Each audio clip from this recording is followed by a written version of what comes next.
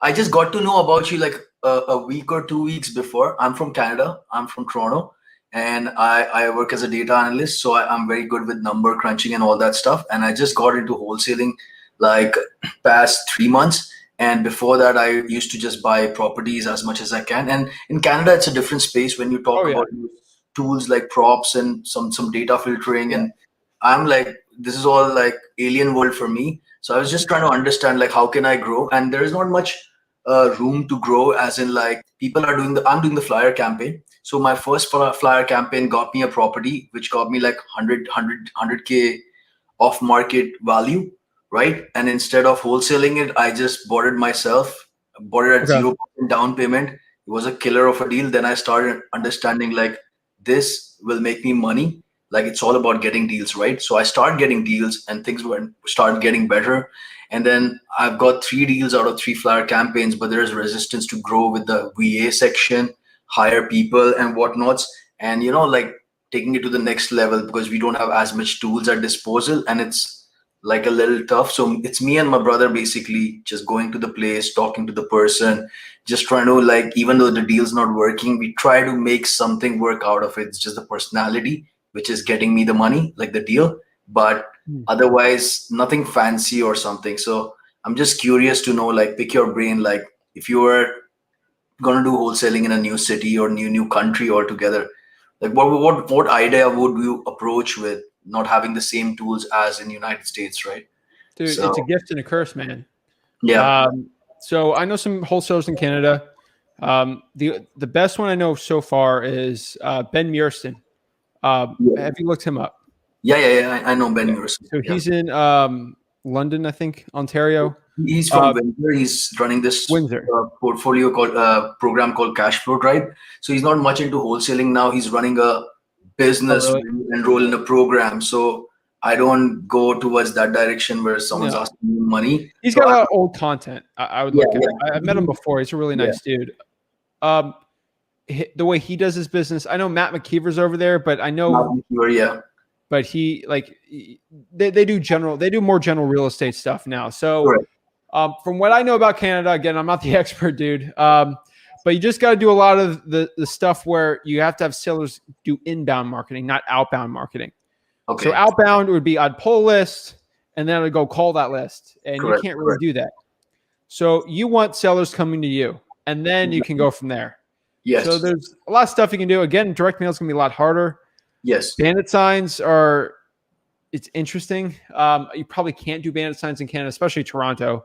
Yeah. But I see a lot of people do like billboard ads, like Yeah. park benches, um, things like generally things like that.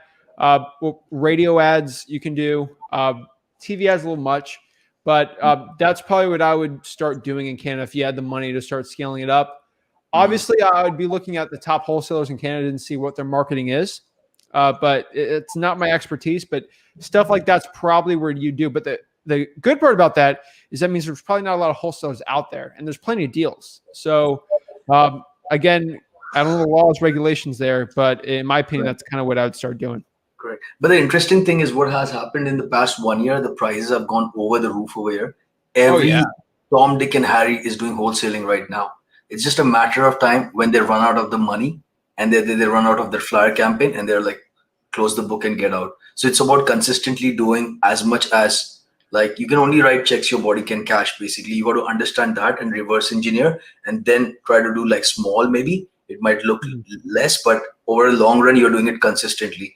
So we are doing that. But recently, I'm understanding there's a good strategy of getting bird dogs in different cities, like far off cities, like hire people, train them, and on a call and give them a script and all that fun stuff, and just like take it on from there, so that one can go for far off cities. Because right now everything is in Ontario. Ontario is like the, what do you say, New York or something like that, and everyone's doing it over there. Nobody gives a rat's ass about Calgary and all that Dude, talk that's where about the that. money's But at, bro.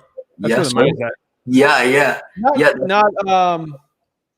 that's there. But I feel sometimes there's like untapped market, even though there's less money, or relatively less money, but there's not much competition. Like no one's going over there, like all that fun stuff, right? Like for example, Edmonton. in Calgary, it's at so low because of the oil industry and all that. It can go more low now.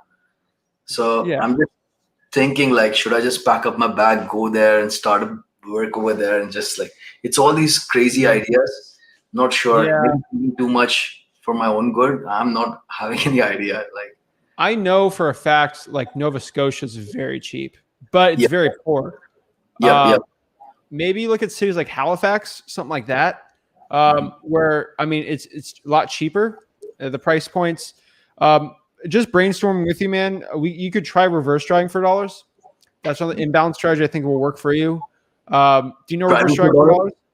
Driving for dollars? Reverse driving for dollars. I don't know reverse driving for Okay. dollars. So driving for dollars, obviously, you go in your car, look for a Yeah, bad property. So yeah, driving for dollars is you're driving in your car looking for a bad property. correct. In the United States, you can actually look up the phone number and then call them easy. The problem is in Canada, you can't go find someone's phone number that easy. Yep. So what you could do is go driving around. You have a bird dog or someone doing it, obviously not you, and they have a Correct. property. It looks beat up. It needs help. Maybe it's vacant. What you're Yep. going to do, or maybe someone lives there, you're going to have your bird dog have like a yellow sticky note and Hmm. say, "Hey, my name is John. I'm looking to buy your property," or "Hey, my name's John. Just give me a call back." And then you leave your phone number there, and they'll stick it on someone's windshield, on the car, or like by their door, and then that Interesting. person will call you, and then Okay. boom, you got the phone number, and you have a conversation from them. Say, "Hey, are you the owner there?" Like, "Yeah, I'm the owner." Now you have their name. Oh, they're the owner. Now you have your phone number. Boom, get a wholesale deal done there. Um, if you can do that at a large scale, it does really well. We do that in Florida, and it works pretty well. And but it'd probably be better in Canada if you're in a city or a place that will work pretty well from there. So you're saying instead of dropping a letter at their house after driving for dollars and getting their information, Do a sticky just note, it's cheaper, sticky note, cheap and easy. and they'll Yeah, call it. And you know what they're going to do? They're going to pique their interest. Like, who's lets a sticky note with their yeah, phone number in my house? I bet you'd call it, right? yeah. I do something like interesting which I found. Like I got a lead.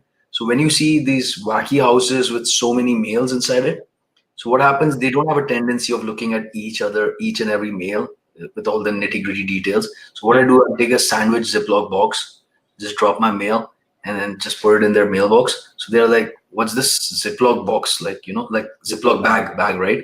So they're like curious to look at it. So I just Yeah. do something weird, like, I don't know what your law is. I know in the United States I can't open mailboxes with the federal offense. oh, So okay. So that's how we are different, like the yeah, strategy work over there are no good over here. So it's so if you put on someone's windshield, like you just lift the windshield wiper and put it there, when they drive, there's going to be like they're going to take it off and look at it. So, absolutely.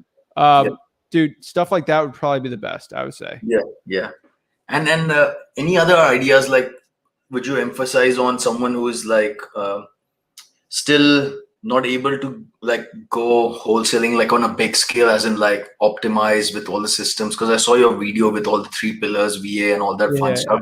There's too much resistance that I don't know, man. There's a lot of resistance. I don't know if you would have faced that or you went all guns blazing. But just curious, like, what would you say, or like, how would you start? Like, because you haven't thought this. Okay, I put 20 G's and I'm failing. What do I do now? Like, I yeah, would rather do the 20 D's trees with the system which is working, right? That kind of stuff. Look, it's just curious to yeah, know. dude. I started $300, so obviously I Sorry? didn't start. Sorry? I started $300 wholesaling. Wow. So I obviously was not putting in tens of thousands of dollars per month in overhead for the business I'm at now. You get to the point, you just start just adding zeros to stuff. So, got a $20,000 deal, end of my senior year of high school, 100K, put that 100K and make 300K, start getting more people, turn it to 500, 800, and then $1 million a year in profit. It took me 4 years to get to that point. Okay. Uh, Okay. 2 years, it really took me to understand actually how talking to sellers and actually doing things. I was all by myself the first couple of years. So Yeah. it takes time, dude. It's like Got bodybuilding. It's like you got ain't gonna get jacked without Yeah. like obviously don't take steroids. It's gonna Yeah. very bad for your health. Yeah. But like if you're gonna like get strong, it takes Got years of like training to get there. Be really good at soccer or basketball. It takes a lot of training to get there. got Same you. thing with the business, man. You can't go from 0 to 60 in a couple days. It ain't gonna work like that. So, same thing as YouTube channel. I had 500 subscribers last year. like, and I've been doing this for like 18 months, Yep. consistent action and just get better every single day. You'll get good results, man. Gotcha. So you hired like if I want to hire VA, I would hire VA from Philippine to do the cold calling and all that Yeah. specifically, right? Um, are you from India? I am India. originally from India, but I'm based in Toronto, near Okay. Cambridge in Toronto. Yeah. No. I know you're Canadian. Yeah. So the reason I'm asking you this is the biggest problem with VAs is communication. Correct. The cool part is what language is in India? It's not. It's multicultural language. Like every state, Yeah. That's my problem. language. So you would be Um, like from India, but you'd be a foreigner in another state. yeah. So So it's whatever Hindi. state you're in, Yeah. you're from. I honestly, But I probably wouldn't know. I'm from Bollywood, Mumbai, Bollywood. Yeah. Okay. Yeah. So I would get a VA from there, Okay. and what language they speak, Got you. you can communicate, in your native tongue. So it's very easy to communicate. Yes. Yes. If I have someone from India, it's gonna be a lot harder for me to talk to them. Absolutely. Yeah. Like, I Yeah. mean, dude, your English is the amazing, dude. So like, it's like, but I can't have this conversation with someone from there who might have a thicker accent. So if I want them to start doing clerical work for me, pulling lists, cold calling, I can communicate in the same language. It's so much easier. Mhm. And you can get stuff done. So you have that advantage where you could communicate with your VAs better than I can with any of my VAs. That's why I say if you speak Spanish, get a Spanish speaking VA. You can communicate so much better. The trainings will be so much easier for them. That's probably what I would say, dude. Go from someone that could speak the same language you can, Yep. because it'll be a lot harder for them. It's just a little advantage where you can get a VA trained very well. So that's probably what I would do, man. Okay. So instead of going some other country, just stick to your like basics, like your strengths, and Yeah, try dude. to use those to your benefits. To your Yes, disposal. it'll be very good. Cold Makes sense. calling, I would stick to the Philippines though. So when you say cold calling, like you get all these numbers from in the United States, right? You get all this list and you just start calling. We don't have access to like all I these know. lists and all that fun stuff. So we are So like, I see a fucked up house. I try to reverse look up the address to the owners. Like, so this owner has 10 addresses, then I'm trying to understand, okay, this looks like this is his home which he lives in, because this looks fancy and like all that fun. So now I have to go and talk to him, and then I'm like, hey, I'm interested in buying properties, not yours, but if you have multiple properties, and then I take the conversation from there. So it's like a tedious process, and having access to all this is like you got to have a realtor buddy who's like, what do you need? I got you, and all that fun stuff, yeah. right? So it's an altogether different ball game. So I was just trying to Yeah. pick your brain, like if there's something out of the bloom that you would know I'm missing or something. And yeah, but Okay. other than that, it's like all flyer game. Number of flyers you drop is the number of times you can get lucky, and then people start calling you. Other than that, basically, you hire bird dogs. That's the way which I'm seeing new. That's rising. People are hiring people in different cities, and then they are like, okay, you do work for me.